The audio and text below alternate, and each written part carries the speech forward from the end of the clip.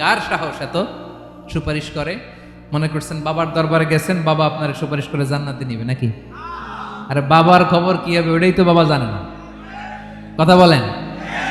আপনি যে পীরের দরবারে যে সিজদায় পড়ে রইলেন, ওই পীরের অবস্থা কি হবে ওটার কোনো গ্যারান্টি আছে?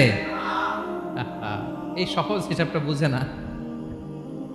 আপনি যেই দরবারে যে মাথা ঘষেন, যেই দরবারে যে সেজদা দেন, যেই দরবারে যে মানত করেন, যেই পীরের পায়ের মধ্যে পড়ে থাকেন, ওই পীরের অবস্থা কি সেটাই তো সে জানে না, ঠিক কিনা?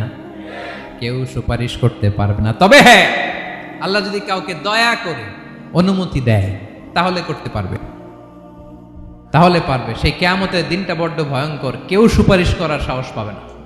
আরে আমার অবস্থা কি আমি জানি না, আমি আবার কারোর জন্য সুপারিশ করব? কথা বুঝেন নাই? আমার কি হবে